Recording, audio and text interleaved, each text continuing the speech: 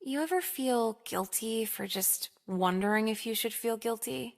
She poured her heart out again and again over how she felt about me, but it's like, isn't she better off? Like, I told her it's hot she cuts herself, and I wasn't lying, but am I really the one here? Going by Jekka's bitch morality, abusing her was a good thing. Figured it out sooner than later, right? But then you gotta ask, would you rather be alone or have a hot, twisted bitch who demeans you in public but gives amazing head? These are the real questions that plague society. I wonder if it's like that for the other physically bisexual, mentally gay girls. Talking with straight guys must be so fucking weird for them. They're both worried about what girls are thinking. Both go into depressive fits when a girl won't text them back. They experience the same dating dynamics, and yet they will never bond over it. Because the guy will say, well, if you're sad and lonely, I'm here. And she'll go, I'm actually more gay than bi. And then he's like, all right, bitch, fuck you then. Guess you don't know how it feels. I'm not saying I've seen it, but it's totally possible. Did I have a moral with this? Fuck.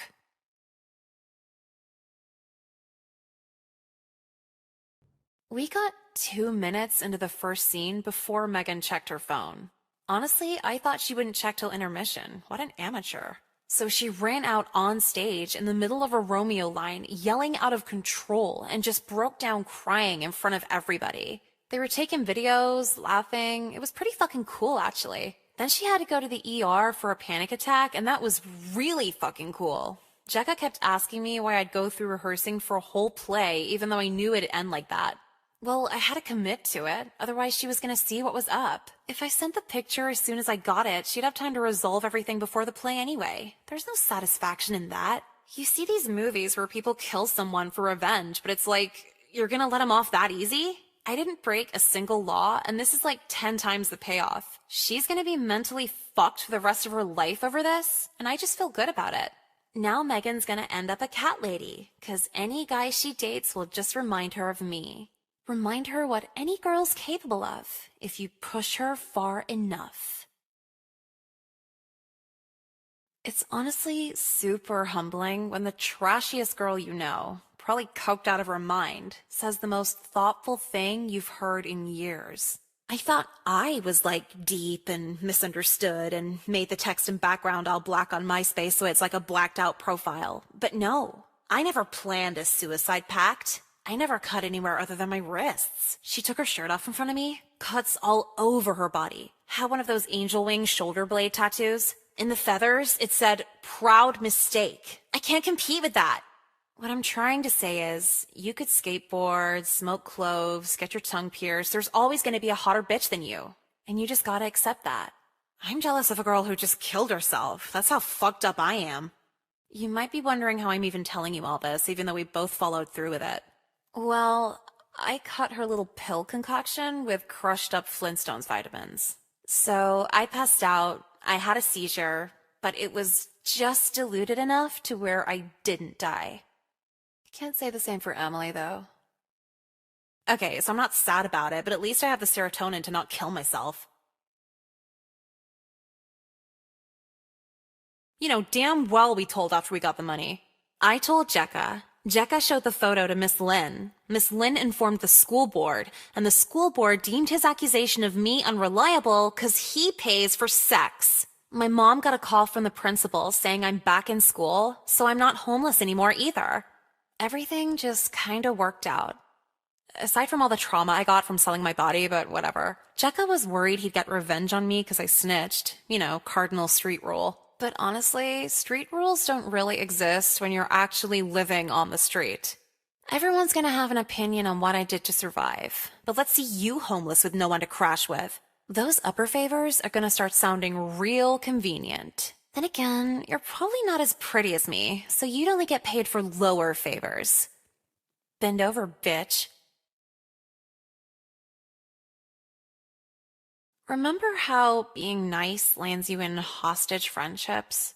Well, the fear of being blamed for inciting a hate crime lands you in hostage relationships. So after her house burned down, it went from everyone in school hating me to everyone in school threatening to kill me, and I only had one option out.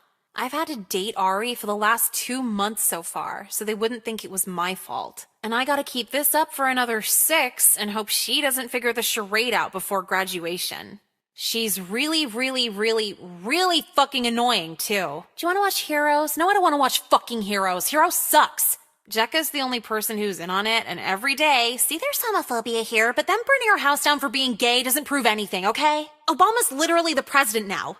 If a plane crashes, does that make 99.9% of the rest of airplanes unsafe? Yeah, that's what I thought. If it's so bad, she can move to Brooklyn, or wherever annoying people live after they graduate. Politics are weird. Like, really fucking weird. Like, everyone doubles down till they're eventually Hitler weird. Honestly, I just thought the school board would get her fired or something. Did not plan on the owner of a kosher deli listening in on it and calling the ADL afterward. Thanks for the heads up, Mom. Everyone involved had to go to court. Everyone. I took the stand like, I'm a kid, what do I know? And that didn't work so well. What worked better was calling the McDonald's hash browns latkes and saying uncircumcised men are disgusting, because they are. Then I was in the clear, and they went through all of Miss Ames' past, and this bitch was fucked up. In college, her thesis paper was about how interracial relationships were misogynistic against white women. You can't make this shit up. The school itself was a problem too, because every guy watches South Park, and Jews been like the #1 insult for the last 10 years. So now Principal Lynn has a mountain of paperwork. Miss Ames is losing her teaching license, and me? I've never been more satisfied. I always thought I had a bad memory until I spent 2 years in jail. No one has a bad memory. Some are just more distracted than others. And aside from really cool fights breaking out, there aren't a ton of distractions in jail. I haven't had a visitor in 16 months. You go by months when you're locked in here. And you're left with your thoughts as your only entertainment. See, I went in rolling my eyes, oh yeah, I'll learn. But they eventually break you down into this lame self-reflection no matter how hard you fight it. But there's no psychologists in here, no therapists in here, no nothing. So yeah, I feel like I've changed, but what if I'm getting worse? Every now and then I'm reminded what Jekka was trying to say last time she visited me. Every new inmate's story kind of paints the picture. One had to feed their kids. Another was forced in a gang. Some girl had to kill her husband.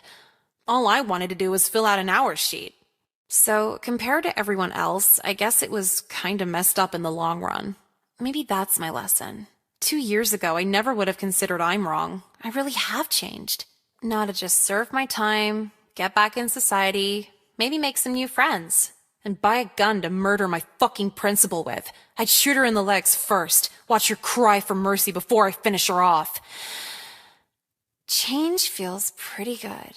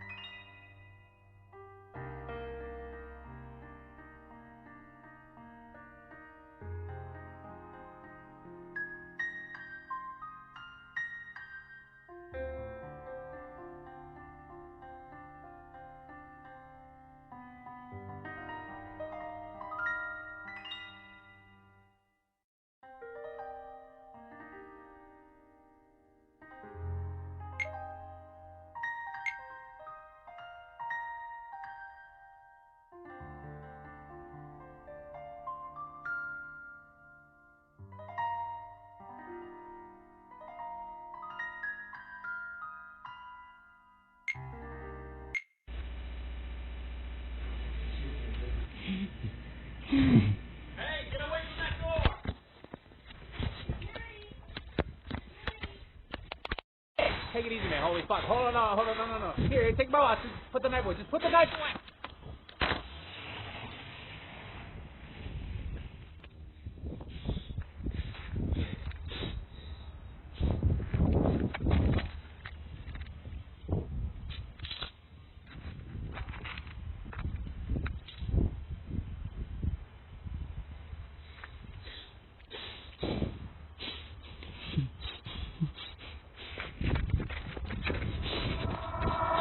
What about me?